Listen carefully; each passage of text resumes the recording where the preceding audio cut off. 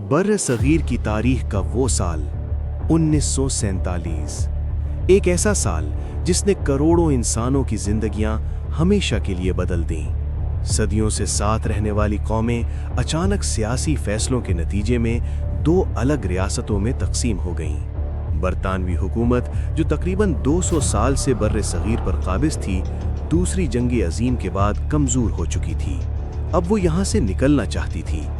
मुसलमानों की नुमाइंदगी ऑल इंडिया मुस्लिम लीग कर रही थी और उसकी क़यादत कर रहे थे मोहम्मद अली जिन्ना। मुस्लिम लीग का मौक़िफ़ वाज़े था।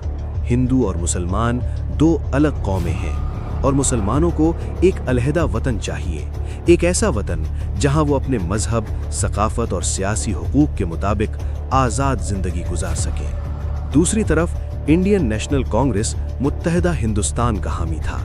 सियासी कशमकश बढ़ती गई, फसादात शुरू हुए और हालात इस नहज पर पहुंच गए कि तकसीम नागजीर समझी जाने लगी।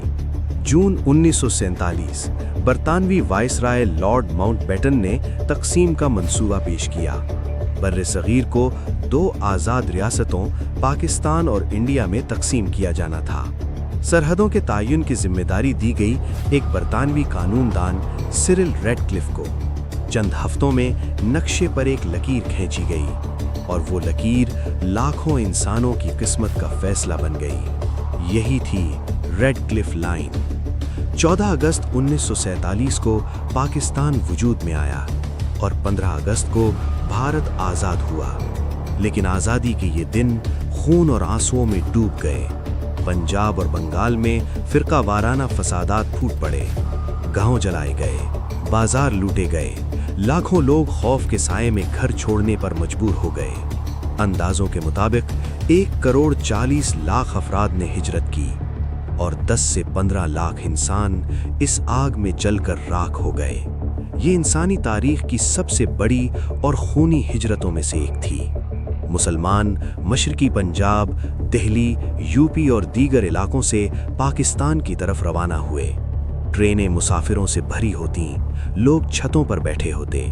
कुछ ट्रेनें बहिफाजत पहुंच गईं, लेकिन कुछ ट्रेनें लाशों से भरी सरहद पार पहुंचीं। इन्हें तारीख में खूनी ट्रेनें कहा जाता है। हजारों लोग पैदल काफलों की सूरत में निकले।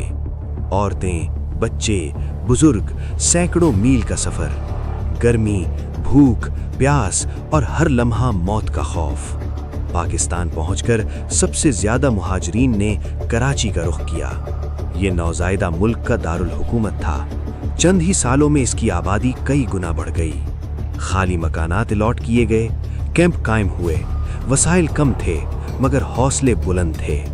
पंजाब में लाहौर मुहाजिरीन का बड़ा मरकज बना। वॉल्टन कैंप में हजारों खानदान आबाद हुए। लायलपुर, जो बाद में फैसलाबाद कहलाया, में ज़मीनें तकसीम की गईं। मुल्तान, रावलपिंडी, हैदराबाद और सखर में भी मुहाजिरीन ने नई जिंदगी का आगाज किया। इब्तदाई दिनों में वसाइल कम थे, दफातर नहीं थे, खजाना खाली था, मगर अज़्म था, ईमान था और एक ख्वाब था। मुहाजिरीन ने मेहनत की, कारोबार शुरू किए, तालीम को अपनाया और देखते ही देखते पाकिस्तान की मईशत, सनत और सियासत में नुमाया मकाम हासिल कर लिया। 1947 से लेकर आज तक पाकिस्तान की तारीख कुर्बानियों, आजमाइशों और उम्मीदों की दास्तान है। ये सिर्फ ज़मीन की तकसीम नहीं थी, ये नज़रिए की जीत थी। उन्होंने सब कुछ छोड़ दिया, लेकिन एक आज़ाद वतन का ख्वाब नहीं छोड़ा।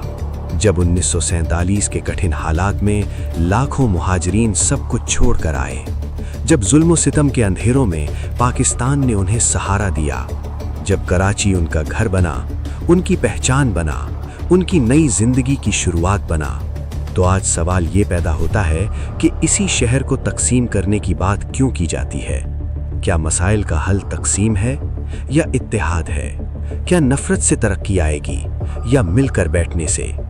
अपनी राय जरूर कमेंट में दें। क्या कराची सबका घर है या इसे अलग होना चाहिए?